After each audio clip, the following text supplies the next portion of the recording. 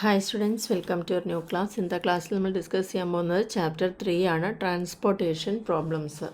അപ്പോൾ അതിൽ മെയിനായിട്ട് മനസ്സിലാക്കേണ്ട കുറച്ച് പോയിൻറ്റ്സ്. ട്രാൻസ്പോർട്ടേഷൻ പ്രോബ്ലം എന്ന് പറഞ്ഞു കഴിഞ്ഞാൽ യൂഷ്വലി സാധനങ്ങളായാലും സേവനങ്ങളായാലും ഒരു പ്രത്യേക സ്ഥലത്തു നിന്ന് വേറൊരു സ്ഥലത്തേക്ക് എത്തിക്കുന്നതിന് വേണ്ടിയിട്ട് നമുക്ക് എത്ര രൂപ ചിലവാകുന്നുണ്ട്, അതിൽ നമ്മൾ നേരിടുന്ന ബുദ്ധിമുട്ടുകൾ എന്തൊക്കെയാണ് എന്ന് അറിയുന്നതിന് വേണ്ടിയിട്ടാണ് ട്രാൻസ്പോർട്ടേഷൻ പ്രോബ്ലംസിനെ കുറിച്ച് നമ്മൾ പഠിക്കുന്നത്.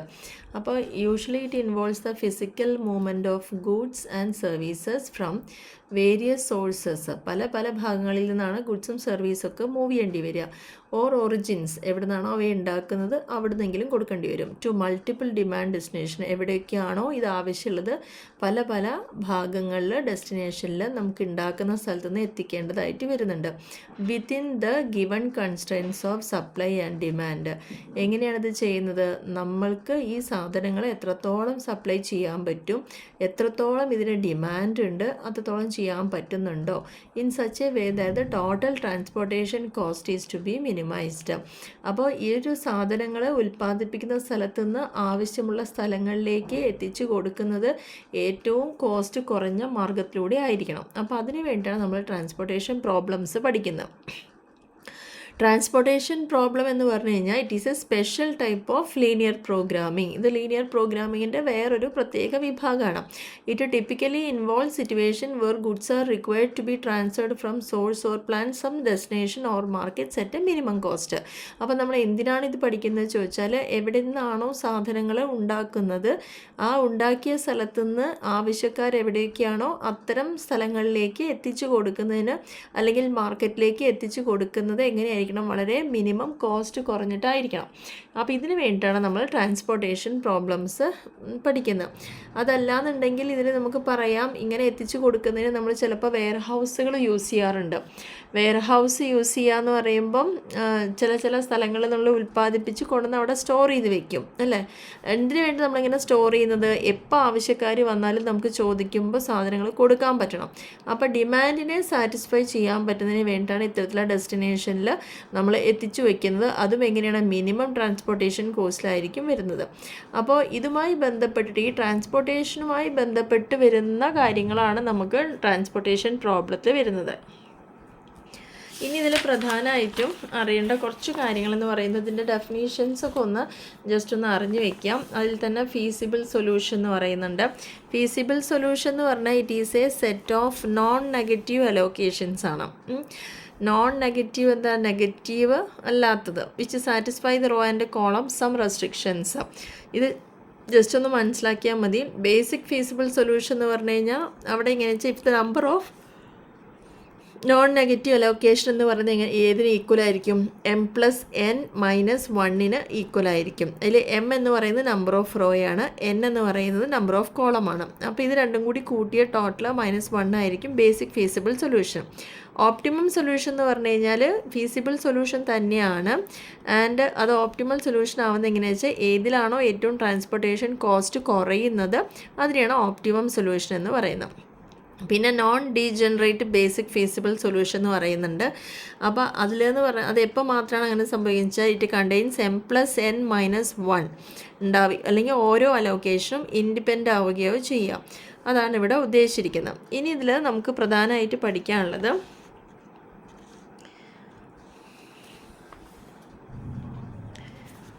Methods to find out initial feasible solution. എത്ര മെത്തേഡുകളുണ്ട് നമുക്കിത് കണ്ടുപിടിക്കാൻ? ഇതിൽ 3 മെത്തേഡാണ് പ്രധാനമായിട്ട് വരുന്നത്. ഒന്ന് north west corner method, least cost method, Vogel approximation method എന്ന് പറയുന്നു. അതിൽ എന്താണ് നോർത്ത് വെസ്റ്റ് കോർണർ മെത്തേഡ് എന്നുള്ളത് നമുക്ക് നോക്കാം. ഇത് ഏറ്റവും സിംപ്ലസ്റ്റ് ആയിട്ടുള്ള ഒരു മെത്തേഡാണ്. ഇത് യൂസ് ചെയ്തിരിക്കുന്നത് ഇനീഷ്യൽ ഫീസിബിൾ സൊല്യൂഷൻ ജനറേറ്റ് ചെയ്യാനാണ്. ഈ ഒരു മെത്തേഡ് പ്രകാരം നമ്മൾ സ്റ്റാർട്ട് ചെയ്യുന്നത് എവിടെയായിരിക്കും? അപ്പർ ലെഫ്റ്റ് കോർണർ, അതായത് നോർത്ത് വെസ്റ്റിലേക്കാണ് സ്റ്റാർട്ട് ചെയ്യാം. Cell of transportation table. അതിൽ ഓരോ റോ ഓഫ് ട്രാൻസ്പോർട്ടേഷനും കറസ്പോണ്ടിങ് ആയിട്ട് സ്പെസിഫിക് പ്ലാന്റോ ഫാക്ടറി ഉണ്ടായിരിക്കും. ഓരോ കോളവും കറസ്പോണ്ട്സ് ചെയ്യുന്ന ഒരു സ്പെസിഫിക് വെയർ ഹൗസുകളോ മാർക്കറ്റുകളോ ഉണ്ടായിരിക്കും. അപ്പോൾ ഇതിൻ്റെ ബേസിസിലായിരിക്കും നമ്മൾ ഇത് കണ്ടുപിടിക്കുന്നത്. ലാസ്റ്റ് എത്തുന്ന സമയത്ത് ക്വാണ്ടിറ്റി എങ്ങനെയായിരിക്കും ട്രാൻസ്പോർട്ട് ചെയ്ത് അത് നമ്മുടെ സെൻറ്റർ ഓഫ് ദ സെല്ലിൽ കാണിച്ചിട്ടുണ്ടായിരിക്കും, എൻ സർക്കിൾ ചെയ്തിട്ടുണ്ടായിരിക്കും. ഇത് പ്രകാരം നമ്മൾക്ക് പെർ യൂണിറ്റ് ട്രാൻസ്പോർട്ടേഷൻ കോസ്റ്റ് അവിടെ കാണിച്ചിട്ടുണ്ടായിരിക്കും. ഏറ്റവും സ്മോൾ റെക്ടാങ്കുലർ ബോക്സിലായിരിക്കും കാണിച്ചിട്ടുണ്ടായിരിക്കുക, റൈറ്റ് ഹാൻഡ് സൈഡ് കോർണറിലായിരിക്കും ഓരോ സെല്ലിൻ്റെയും കാണിച്ചിട്ടുണ്ടായിരിക്കുക. അപ്പോൾ നമുക്ക് എങ്ങനെയാണ് ഈ നോർത്ത് വെസ്റ്റ് കോർണർ മെത്തേഡിൽ ഒരു പ്രോബ്ലം ചെയ്യുക എന്നുള്ളത് നോക്കാം. അപ്പോൾ അതിന് വേണ്ടിയിട്ട് കൃത്യമായിട്ട് ഈ ക്വസ്റ്റ്യൻ ഒന്ന് ശ്രദ്ധിക്കാം. From the following particulars obtain the initial basic feasible solution. ഇവിടെ തന്ന ക്വസ്റ്റ്യൻ നോക്കൂ, ഈ സൈഡിൽ നമുക്ക് സപ്ലൈ തന്നിട്ടുണ്ട്. ഓക്കെ, അതേപോലെ ഇതാണ് സപ്ലൈ. ഇവിടെ origin destination O1 O2 O3 O4 തന്നിട്ടുണ്ട്, ഡെസ്റ്റിനേഷനാണിത്. ഇത് D1 D2 D3 എന്ന് പറഞ്ഞിട്ടുണ്ട്. ഇവിടെ ഡിമാൻഡ് തന്നിട്ടുണ്ട് 14 18 36. ഇനി നമ്മളിങ്ങനെ ഒരു ക്വസ്റ്റ്യൻ കിട്ടിയാൽ ആദ്യം ശ്രദ്ധിക്കേണ്ട കാര്യം ഈ സപ്ലൈയും ഡിമാൻഡും ഈക്വൽ ആണോ നോക്കുക. അപ്പോൾ നോക്കൂ, ഇവിടെ 10 10 20 6 26 4 30 10 40 40 28 68 ടോട്ടൽ. ഈ സൈഡ് ടോട്ടൽ നോക്കുക, 14 18 32 32 30 62 6 68. അപ്പോൾ ഇങ്ങനെ നോക്കിയാലും 68ആണ്, ഇങ്ങനെ നോക്കിയാലും നമുക്ക് 68ആണ് കിട്ടുന്നത്. സോ ഇവിടെ നമുക്ക് എന്ത് പറയാം, സിഗ്മ ഡി ഡിമാൻഡിൻ്റെ ടോട്ടൽ സിഗ്മ എസിന് ഈക്വലാണ്. ഇത് അതായത് സപ്ലൈയും ഡിമാൻഡും ഈക്വലാണ്. അപ്പോൾ ഇങ്ങനെ ഈക്വൽ ആണോ എന്നുള്ളതാണ് ആദ്യം നമ്മളൊരു ക്വസ്റ്റ്യൻ കിട്ടിയാൽ നോക്കേണ്ട കാര്യം. ഈക്വൽ ആണെങ്കിൽ ഇനി നോർത്ത് വെസ്റ്റ് കോർണർ റൂൾ എങ്ങനെയാണ് യൂസ് ചെയ്യുന്നത് എന്നുള്ളത് നോക്കാം. അപ്പോൾ അതിന് വേണ്ടിയിട്ട് നിങ്ങൾ ഈ ക്വസ്റ്റ്യൻ ഇതേപോലെ തന്നെ എഴുതുക. എഴുതിയതിന് ശേഷം നോക്കേണ്ടത് ഫസ്റ്റ് വൺ എടുക്കുക, സപ്ലൈയുടെ ഫസ്റ്റ് പോയിൻ്റ് 10, ഡിമാൻഡിലെ ഫസ്റ്റ് പോയിൻ്റ് എടുക്കുക 14.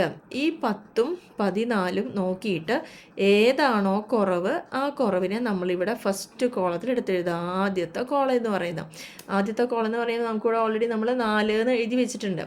ആ 4 എന്ന് എഴുതി വെച്ച ഭാഗത്ത് ആ കോളത്തിൻ്റെ അവിടെ തന്നെ എന്ത് കൊടുക്കുക, 10ഉം 14ഉം കമ്പയർ ചെയ്യുമ്പോൾ ചെറുത് ഏതാണോ ആ ചെറുത് ഇവിടെ 10 എന്ന് എഴുതിയിട്ട് സർക്കിൾ ചെയ്ത് വെച്ചു. ഓക്കെ, എന്നതിന് ശേഷം ഇതിൽ ഏത് ഭാഗത്താണോ ചെറുത് വരുന്നത് അത് കംപ്ലീറ്റ് ആയിട്ട് അവിടെ ക്യാൻസൽ ചെയ്യുക. അതായത് 14ഉം 18ഉം ക്യാൻസൽ ചെയ്തു. ഇനി ബാക്കി നമുക്ക് ഇവിടെ 10ഉം നമ്മുടെ കഴിഞ്ഞു, ഇവിടെ 14ഉം ഉണ്ട്. 14ന്ന് 10 പോയി കഴിഞ്ഞാൽ ബാലൻസ് ഇവിടെ എത്രയുള്ളൂ, 4 ഉള്ളത്. ഓക്കെ, അപ്പോൾ ഇപ്പോഴത്തെ പൊസിഷൻ എന്ന് പറഞ്ഞാൽ എന്താ, ഈ ഒരു നമ്മുടെ റോ പോയി, ഇതൊരു റോ കംപ്ലീറ്റ് ആയിട്ട് പോവുകയും ചെയ്തു. ഇപ്പോൾ നമുക്കിവിടെ 14 എന്നുള്ള ഇവിടെ 4 മാത്രമാണുള്ളത്. ഇതാണ് ഇപ്പോഴത്തെ അവസ്ഥ. ഇനി ഇതിൽ വേണം നമ്മൾ പ്രോബ്ലംസ് ചെയ്യാൻ. ക്ലിയർ ആണല്ലോ? അപ്പോൾ നോക്കൂ, ആ അലോക്കേഷൻ ഇവിടെ ക്ലിയറായി കാണിച്ചിട്ടുണ്ട്. ആദ്യത്തെ ആ റോ കംപ്ലീറ്റ് അവിടെ പോയിട്ടുണ്ട്. ഇനി ആ 10 എന്നുള്ളവിടെ എന്ത് മാത്രമേ ഉള്ളൂ, നമ്മൾ ആ 14ന്ന് 10 എടുത്തു കഴിഞ്ഞാൽ ബാലൻസ് ഇവിടെ 4 ഉള്ളൂ. ബാക്കിയുള്ളതെല്ലാം അതേപോലെ തന്നെ, ഇതിന് വേറെ എവിടെയും ഒരു ചേഞ്ച് വന്നിട്ടില്ല. അപ്പോൾ ആ കോളം നമ്മൾ കംപ്ലീറ്റ് ആയിട്ട് കളഞ്ഞു കഴിഞ്ഞു. ഇനി രണ്ടാമത്തെ സ്റ്റെപ്പ് എന്ന് പറയുന്നത്, ഇപ്പം നമ്മുടെ 16 സപ്ലൈയും 4 ഡിമാൻഡുമാണ് ഉള്ളത്. അപ്പോൾ ഇതിലേതാണ് ചെറുത്, 16ഉം 4 നോക്കുമ്പോൾ 4 ചെറുത്. ഓക്കെ, അപ്പോൾ നമ്മൾ വീണ്ടും നമ്മുടെ ഈ ഒരു പോർഷൻ, എപ്പോഴും ഈ ഒരു ഭാഗത്താണ് നോർത്ത് വെസ്റ്റ് കോർണർ എന്ന് പറയുന്നത്. തന്നിരിക്കുന്നതിൻ്റെ ഈ ഒരു ഭാഗത്താണ് നോർത്ത് വെസ്റ്റ് കോർണർ. അപ്പോൾ നോക്കൂ, ഈ 4ഉം 16ഉം കമ്പയർ ചെയ്തപ്പോൾ 4 ചെറുത്. അപ്പോൾ 4 എന്ന് എഴുതിയിട്ട് ഇവിടെ സർക്കിൾ ചെയ്തു. അപ്പോൾ ഈ 4 ഇവിടെ അല്ലേ ഇരിക്കുന്നത്. സോ ഇതൊക്കെ കട്ട് ചെയ്ത് ക്യാൻസൽ ചെയ്ത് പോയി, 10ഉം 2 ക്യാൻസൽ ചെയ്ത്. അപ്പോൾ ഈ കോളവും നമ്മുടെ ഇതിപ്പോൾ നഷ്ടപ്പെട്ടു. ഇനി ഇവിടെ ശ്രദ്ധിക്കേണ്ടത്, ഇപ്പോൾ ഈ 4 പോയി, ഇവിടെ 16 ഉണ്ട്. ആ 16ൽ 4 കുറയ്ക്കുക. 4 കുറച്ച് കഴിഞ്ഞാൽ ബാക്കി എത്ര ഇവിടെ ഉണ്ടാവുള്ളൂ, 12 ഉണ്ടാവുള്ളൂ. അപ്പോൾ നമുക്ക് നെക്സ്റ്റ് നോക്കാം. ഇപ്പോൾ ഇനി നമ്മൾ ചെയ്യേണ്ട കണക്കുകൾ ഇത്രയും കോളം വെച്ചിട്ടാണെന്നുള്ളത് മനസ്സിലാക്കുക. അപ്പോൾ അലോക്കേഷൻ 3ൽ വന്നപ്പോൾ നോക്കൂ, നമ്മുടെ ആ 4 കട്ട് ചെയ്ത് പോയി, 16ന്ന് 4 പോയപ്പോൾ ഇവിടെ 12 ആയി. ഇപ്പോൾ ഇപ്പോഴത്തെ പൊസിഷൻ ഇതാണ്. ഇനി ഈ 12ഉം ഇവിടെയുള്ള 18ഉം നോക്കുക. 12ഉം 18ഉം നോക്കുമ്പോൾ ചെറുത് ഏതാ വരിക, എല്ലാം ഈ ഒരു പോർഷനിലാണ് വരിക കേട്ടോ. അപ്പോൾ 12ഉം 18ഉം കൂടി നോക്കുമ്പോൾ 12 ചെറുതാണ്. അപ്പോൾ 12 എന്ന് എഴുതി സർക്കിൾ ചെയ്തു. 12 ചെറുതായതുകൊണ്ട് അതിന് നേരെയുള്ള ഈ കോളേ ഉള്ളൂ. അപ്പോൾ ഇത് കട്ട് ചെയ്ത് പോയി. അപ്പോൾ ഈ സംഭവം നമ്മുടെ ഇന്ന് ക്യാൻസലായി പോയിട്ടുണ്ട്. അപ്പോൾ ഇവിടെ 12 കംപ്ലീറ്റ് പോയി, ഇവിടെ 18 ഉണ്ട്. ആ 18ൽ നിന്ന് 12 പോയ ബാലൻസ് പിന്നെ എത്രയുള്ളൂ, ഇവിടെ ആറാണ് ബാലൻസ് ഉള്ളത്. ക്ലിയർ ആയിട്ടാണെന്ന് വിചാരിക്കുന്നു. അപ്പോൾ അടുത്ത മോഡൽ നോക്കുമ്പോൾ നിങ്ങൾക്ക് കിട്ടും. അപ്പോൾ നമ്മുടെ കയ്യിൽ ഇനി ഈ 4 കോളം വെച്ചിട്ടാണ് നമ്മളിനി ചെയ്യാനുള്ളൂ ബാക്കിയുള്ളത്. അപ്പോൾ 12 ഇവിടെ കട്ട് ചെയ്ത് പോയി, 18 ഇവിടെ എത്ര മാത്രമേ ഉള്ളൂ, ബാക്കി ആ എമൗണ്ട് പോയി കഴിഞ്ഞാൽ 6ആണ് ഇവിടെ ഉള്ളത്. അപ്പോൾ കോളം 4 വരയ്ക്കുമ്പോൾ എങ്ങനെ ഉണ്ടാവും, നമുക്ക് ഈ 4 കോളം ഉണ്ട്, ഇവിടെ 12 കട്ട് ചെയ്ത് പോലെ, ഇനി 14 28 മാത്രമേ ഉള്ളൂ. അപ്പോൾ 14 28 അങ്ങനെ തന്നെ എഴുതി. ഇവിടെ എന്തായി, 18 നിന്ന് 12 പോയപ്പോൾ 6 ഉണ്ട്, 36 ഉണ്ട്. ഇനി 6ഉം 14 നോക്കുക.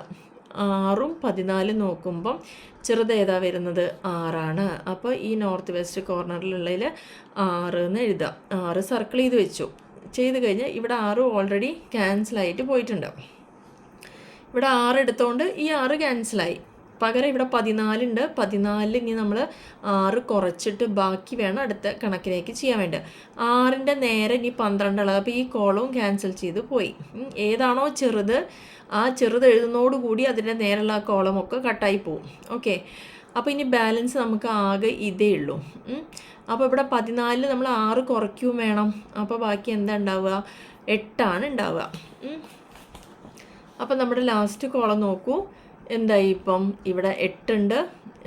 ഇവിടെ ലാസ്റ്റ് നമുക്ക് ഇനി ആകെ 36 മാത്രമേ ഉള്ളൂ, 28 ഉണ്ട്. അപ്പം ഇനി എന്ത് ചെയ്യണം, 8ആണോ 36ആണോ, 8ആണോ 36ആണോ ചെറുത്, 8ആണ്. അപ്പോൾ 8 എന്ന് എഴുതി.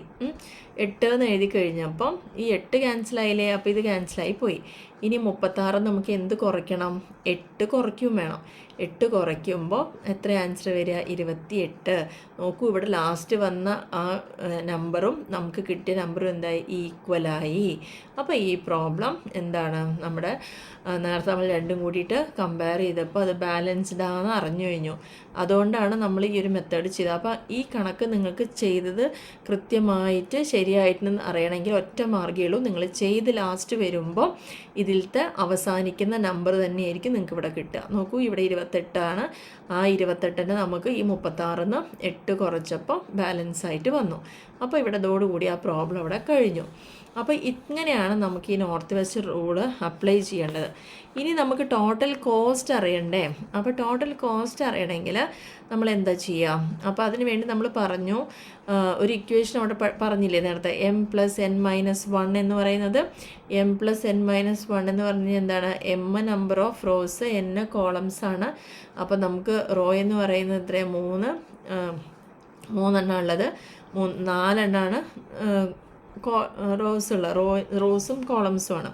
അപ്പോൾ റോസ് 3 എണ്ണം, 4 കോളംസ്. അപ്പോൾ 3 4 7, 7 - 1 എന്ന് പറയുന്നത് 6ആണ്.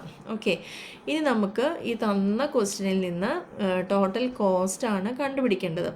അപ്പോൾ ടോട്ടൽ ട്രാൻസ്പോർട്ടേഷൻ കോസ്റ്റ് ചെയ്യാന്ന് പറഞ്ഞാൽ, ഇപ്പോൾ നമ്മുടെ ഈ ക്വസ്റ്റ്യൻ ഓൾറെഡി തന്ന ക്വസ്റ്റ്യനിൽ നിങ്ങൾ എന്ത് ചെയ്യണ്ടല്ലോ, നിങ്ങൾ എവിടേക്കാണോ അങ്ങനെ ക്യാൻസൽ ചെയ്തത് ആ എമൗണ്ട് ഇവിടെ ഉണ്ടാവും. ഓൾറെഡി നമ്മളിത് ഫസ്റ്റ് സ്റ്റെപ്പായിരുന്നു, ഇത് സെക്കൻഡ് സ്റ്റെപ്പാണ്, ഇത് തേർഡ്, ഇത് ഫോർത്ത്, ഫിഫ്ത്ത്, സിക്സ്ത്ത്, ഇങ്ങനെയാണ് നമുക്ക് ഈ അലോക്കേഷൻ വന്നിരിക്കുന്നത്. നമ്മളതിനെയൊക്കെ ഓരോ പോർഷനായിട്ടാണ് ഇവിടെ മുറിച്ച് മാറ്റിയിട്ടാണ് കാണിച്ചത്. ഫൈനലി ക്വസ്റ്റ്യൻ സെയിം തന്നെ എഴുതുക, എന്നിട്ട് നിങ്ങൾ ആ സർക്കിൾ ചെയ്ത് വെച്ച കാര്യം മാത്രം ഇവിടെ എടുത്ത് എഴുതിയാൽ മതി. അപ്പോൾ ആ സർക്കിൾ ചെയ്ത് വെച്ച കാര്യം എഴുതുമ്പോൾ ഇങ്ങനെയായിരിക്കും കിട്ടുക.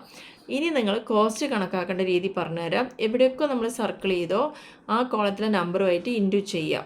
അപ്പോൾ ഇവിടെ ഫസ്റ്റ് സർക്കിൾ ചെയ്ത് എന്താ, 10 അല്ലേ. അപ്പോൾ 10 × 4 പ്ലസ് അടുത്തത് 4 × 6 പ്ലസ് പിന്നെ ഏതാണുള്ളത് 12 × 6 പ്ലസ് 6 × 8 പ്ലസ് പിന്നെ ഇവിടെ ഉള്ള, അപ്പോൾ 8 × 14 പ്ലസ് 28 × 4. ഇതെല്ലാം കൂടി ഇൻറ്റു ചെയ്തതിന് ശേഷം ഫൈനലി ആഡ് ചെയ്ത് കഴിഞ്ഞാലായിരിക്കും നമുക്കിതിൻ്റെ ടോട്ടൽ ട്രാൻസ്പോർട്ടേഷൻ കോസ്റ്റ് കിട്ടുക. അപ്പോൾ ഇവിടെ തന്നെ തന്നിട്ടുണ്ട്, നോക്കൂ, 4 × 10 കണ്ടോ, 10 × 4, 6 × 4 പ്ലസ് 6 × 12 പ്ലസ് 6 × 8, അങ്ങനെ 14 × 8, അങ്ങനെ നമുക്ക് ഇൻറ്റു ചെയ്യുമ്പോൾ ലാസ്റ്റ് 408 എന്ന് കിട്ടും. അപ്പോൾ ഇങ്ങനെയാണ് north west corner rule apply ചെയ്യേണ്ടത്. അപ്പോൾ എല്ലാവർക്കും ക്ലിയർ ആയിട്ടുണ്ടാവുമെന്ന് വിചാരിക്കുന്നു. അപ്പോൾ നമുക്ക് കിട്ടുന്ന ഈ ഒരൊറ്റ ക്വസ്റ്റ്യൻ, ഇതായിരുന്നു ക്വസ്റ്റ്യൻ ഉണ്ടായിരുന്നത് ഏറ്റവും ടോപ്പിലുള്ളത്. അപ്പോൾ ഈ ക്വസ്റ്റ്യൻ കിട്ടിക്കഴിഞ്ഞാൽ നിങ്ങൾ ഇതേപോലെ തന്നെ വരച്ച് വയ്ക്കുക. വരച്ച് കഴിഞ്ഞ് കഴിഞ്ഞാൽ നമുക്ക് അവിടെ തന്നെ സ്റ്റാർട്ട് ചെയ്യുന്നത്. ഈ ഒരു ക്വസ്റ്റ്യൻ ഇത് തന്നെ നിങ്ങൾക്ക് ചെയ്യാവുന്നേ ഉള്ളൂ. ഇവിടെ 10ഉം 14ഉം കട്ട് ചെയ്യുമ്പോൾ ഈ കോളാണ് അങ്ങനെ അവിടെ പോകുന്നത്. 10 നേരുള്ളത് ഇതെല്ലാം ക്യാൻസലായി പോവും. 14 പറയുമ്പോൾ 14 10 മൈനസ് ചെയ്താൽ ഇവിടെ 4 ഉണ്ടാവും. 4ഉം 16ഉം കൂടി നോക്കുക. 4ഉം 16ഉം കൂടി നോക്കുമ്പോൾ ചെറുത് 4ആണ്. അപ്പോൾ നമുക്ക് ഇനി ഇതേ ഉള്ളൂ. അപ്പോൾ ഇവിടെ 4 എന്ന് എഴുതുക. അപ്പോൾ ആ 4 ഇവിടെ 4 എന്ന് എഴുതുക. എന്നിട്ട് ആ 4 നേരെ വരുന്ന ആ ഭാഗം അവിടെ കട്ട് ചെയ്ത് പോവും. പിന്നെ നമുക്ക് ബാലൻസ് ഇത്ര പോർഷനേ ഉള്ളൂ. 16 4 പോയി ഇവിടെ 12 വരും. ഇനി ആ 12ഉം 18ഉം നോക്കുക. അതിൽ നമുക്ക് ചെറുത് 12 ആയിരിക്കും. അങ്ങനെ ഈ ഒരൊറ്റ ക്വസ്റ്റ്യനിൽ തന്നെ ചെയ്യുമ്പോൾ, അതായത് ഫൈനൽ രൂപം അങ്ങനെ ഇരിക്കും. ആ തന്ന ക്വസ്റ്റ്യനിൽ നോക്കൂ, ഇങ്ങനെയാണ് നമ്മൾ എഴുതിയത്. അപ്പോൾ ഇവിടെ തന്നെ നമുക്ക് ഡയറക്റ്റ് പറ്റും. 10ഉം 14ഉം നോക്കി ചെറുത് 10 എഴുതി. 10 എഴുതി കഴിഞ്ഞ ശേഷം അതങ്ങനെ കട്ട് ചെയ്ത് കളഞ്ഞു. ഇനി അതിന് ശേഷം 14ന് 10 പോയ ഇവിടെ ബാക്കി 4 ഉണ്ട്. ഈ 4ഉം 16ഉം കൂടി നമ്മൾ കമ്പയർ ചെയ്യുമ്പോൾ 4ആണ് ചെറുത്. അപ്പോൾ 4 ഇവിടെ എഴുതി. ബാക്കി 16 ഇവിടുത്തെ ഈ 4 കട്ടായി പോയി. 16 4 കുറച്ചിട്ട് 12 ഇവിടെ ഉണ്ട്. ഇനി ആ 12ഉം 18ഉമാണ് നമ്മൾ നോക്കുന്നത്. ആ 12ഉം 18ഉം നോക്കും. അപ്പോൾ ഈ കോളം കഴിഞ്ഞു നമ്മുടെ. ഇനി ബാലൻസ് ഉള്ളത് ഇത് മാത്രമേ ഉള്ളൂ. അപ്പോൾ ഇവിടുത്തെ 12ഉം 4ഉം കൂടി 18ഉം കൂടി നോക്കുമ്പോൾ ചെറുത് 12ആണ്. അപ്പോൾ ഈ ഭാഗവും കട്ട് ചെയ്ത് പോയി. അപ്പോൾ 12ഉം പോയി കഴിഞ്ഞ് 18 12 പോയി ഇവിടെ എത്ര വരെ 4ആണ് വരിക. 4ഉം അപ്പോൾ ആ 12 ബാലൻസ് വരുന്ന എമൗണ്ട് അതാണ് വരുന്നത്. അപ്പോൾ അതിൽ ചെറുത് ഏതാ നോക്കി വെച്ചാൽ 6 നോക്കുക. 8 6 14 എന്നുള്ളതിൽ 6. ഇനി ബാലൻസ് വരുന്ന എമൗണ്ട് അവിടെ എഴുതുക. അതിനുശേഷം വീണ്ടും നമ്മൾ ഇവ തമ്മിൽ ഒത്ത് നോക്കുക. 14ഉം ഇതും കൂടി നോക്കിയതിന് ശേഷം ബാലൻസ് വരുന്ന പോയിന്റുകൾ മാത്രം എടുത്തെടുത്ത് ലാസ്റ്റ് എവിടേക്ക് എത്തും? 28-ലെത്തും. 36ഉം ബാക്കി വരുന്ന 8ഉം ആയിരിക്കും ഉണ്ടായിരിക്കുക. അപ്പോൾ 28 വരും. ആ 28 തന്നെയാണ് ഇവിടെ ലാസ്റ്റ് എൻഡ് ചെയ്യുന്ന നമ്പർ. അപ്പോൾ ആ 28 തന്നെയാണ് ഇവിടെ എഴുതിയത്. അപ്പോൾ നമ്മൾ ഓരോ സ്റ്റെപ്പായിട്ട് ചെയ്തു. ആ തന്ന ക്വസ്റ്റ്യൻ തന്നെ അറ്റൻഡ് ചെയ്യണ വിധം ഇങ്ങനെയാണ്. അപ്പോൾ നമുക്ക് ലാസ്റ്റ് കിട്ടിക്കഴിഞ്ഞാൽ ടോട്ടൽ കോസ്റ്റ് കാണണമെങ്കിൽ നമുക്ക് എളുപ്പത്തിൽ മനസ്സിലാക്കാൻ പറ്റുന്നത് എവിടെയൊക്കെ നമ്മൾ സർക്കിൾ ചെയ്തോ അവ തമ്മിൽ മാത്രം ഇൻറ്റു ചെയ്യുക. ബാക്കിയുള്ളത് തമ്മിൽ ആഡ് ചെയ്യുക. ഓരോന്ന് ഇൻറ്റു ചെയ്യുക, പ്ലസ് അടുത്തത് ഇൻറ്റു ചെയ്യുക, പ്ലസ് അടുത്തത് ഇൻറ്റു ചെയ്യുക. അങ്ങനെ ചെയ്ത് കഴിഞ്ഞാൽ ടോട്ടൽ കോസ്റ്റ് ഇവിടെ കണ്ടുപിടിക്കാം. ഇതിനെയാണ് നോർത്ത് വെസ്റ്റ് കോർണർ മെത്തേഡ് എന്ന് പറയുന്നത്.